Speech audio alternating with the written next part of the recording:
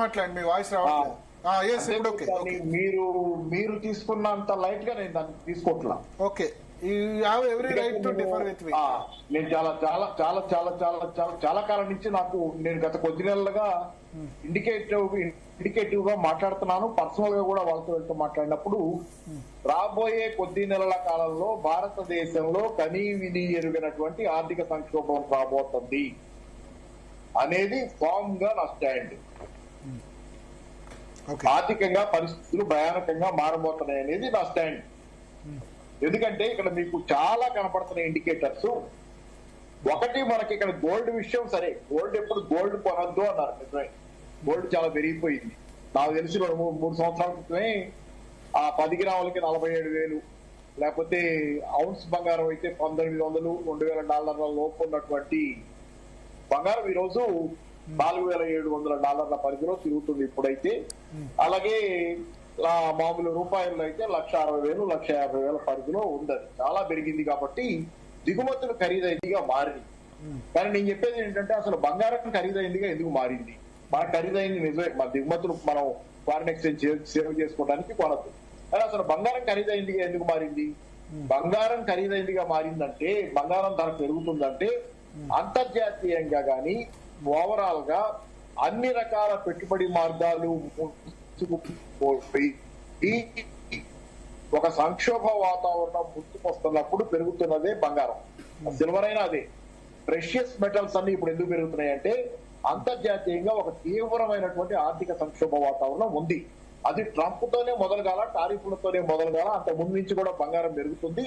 Trump, టారిఫ్లు, లేకపోతే Covid ఇత్యాది ఏ విషయం మనం మాట్లాడుకున్నా అవన్నీ లాస్ట్ రా on the back of the camel. Intensify చేసిన ఈ సమస్యను తప్పితే సమస్యకి మూలం వ్యవస్థ సంక్షోభంలో ఉంది.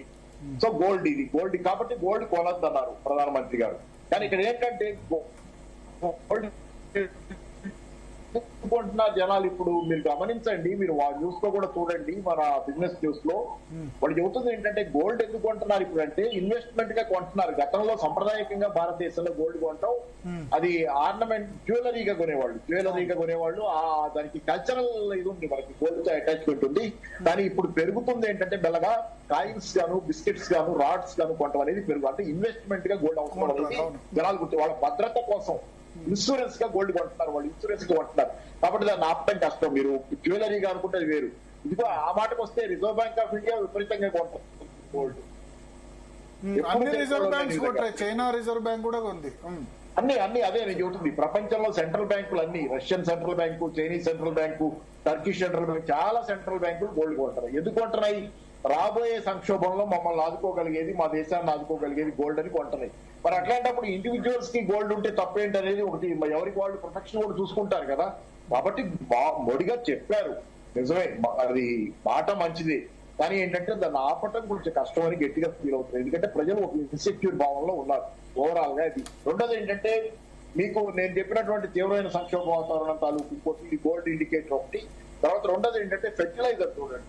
ఇందాక ఫెర్టిలైజర్ గురించి ఆయన మాట్లాడకపోయినా మిడిల్ ఈస్ట్ సంక్షోభం గురించి వచ్చింది కాబట్టి ఫెర్టిలైజర్ కూడా ఉంటుంది. ఫెర్టిలైజర్ రేపు పొద్దున యూరియా గానీ, డిఏపి గానీ ఇవన్నీ రేపు పొద్దున చాలా పెద్ద ఎత్తున మిడిల్ ఈస్ట్ నుంచి చాలా పెద్ద ఎత్తున ఇంపోర్ట్ చేసుకుంటున్నాం.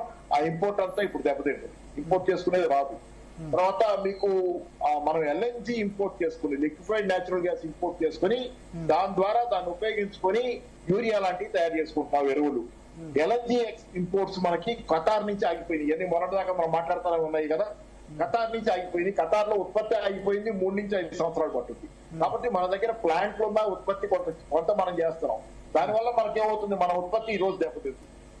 రేపు పొద్దున ఖరీఫ్ పంట జూన్ లో మొదలయ్యే నాటికి మనకి యూరియా కొరత ఉంటుంది. ఎందుకంటే 19-20 మిలియన్ల టన్నుల మేరకే మన దగ్గర యూరియా ఇస్తుంది. మన అవసరం 39 మిలియన్ల టన్నులు, సగమే ఉంది మన దగ్గర. కాబట్టి ఖరీఫ్ లో యూరియా కొరత రాబోతుంది. అందుకే ప్రకృతి వ్యవసాయం లాంటి మాటలు వస్తున్నాయి. అంత ముందు నుంచి ఉన్న ఈ మాటలు. కానీ మీరు శ్రీలంకలో లేకపోతే micro urea, sorry nano urea, అవన్నీ అట్లా వర్కౌట్ అవటంలా పాపారావు గారు, సారీ డిస్టర్బ్ చేస్తారు మిమ్మల్ని. వెంటపాటి పుల్ల